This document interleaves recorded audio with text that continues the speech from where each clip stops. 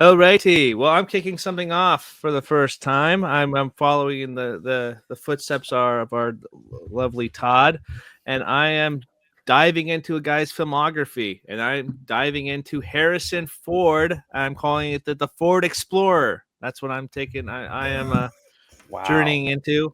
It's a great idea. It's not a reach. It's fun. It's fun. Okay. It's beautiful. 300,000 miles later. Yeah, I'm gonna get my money out of it, and it's gonna be resellable. I can tell you that.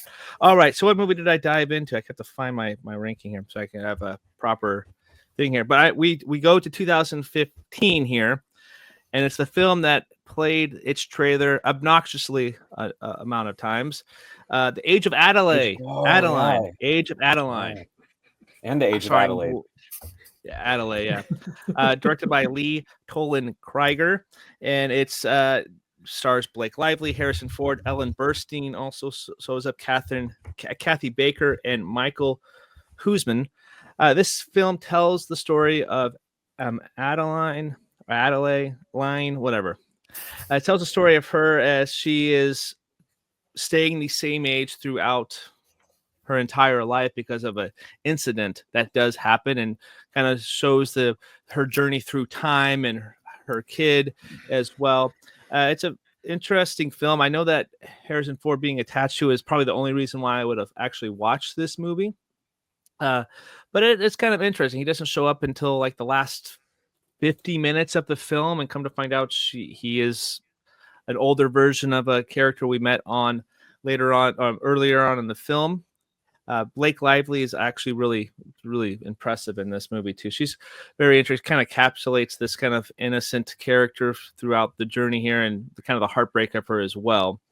What I really liked about this movie is that it caught me in the right time that I was watching it, because it's really sappy, and it kind of would play really well for Terry. I think Terry would actually really enjoy this movie. It has some very safe kind of feels about kind of nostalgic in time, but also kind of the mourning of the loss of things and being able never to age. I think it kind of wraps up kind of conveniently.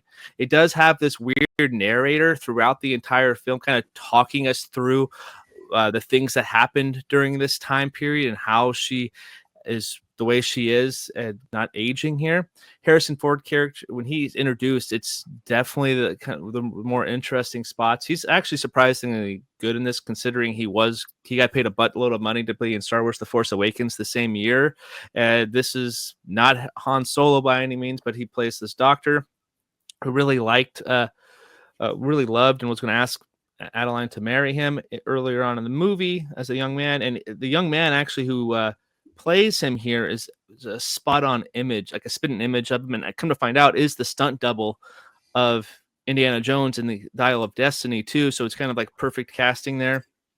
Sounds kind of just like him, so it could be like a voiceover of Harrison Ford there. But it caught me in the right mood. Ellen Burstyn's also really fun here, as well as I guess Adeline's daughter here, her daughter much older.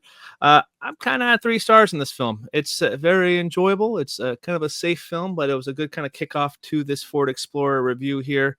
It currently falls at number 16, right between Working Girl and 6 Days and 7 Nights. So that's where I have it on my Ford Explorer. Yeah, I love the Ford Explorer. Way better than the Ford Bronco 2. That one kind of crashed and burned. Yeah, I've seen 29 of his movies at this point now, and I have about 37 to go, including Captain America comes out next year. So nice. I love it. It's great.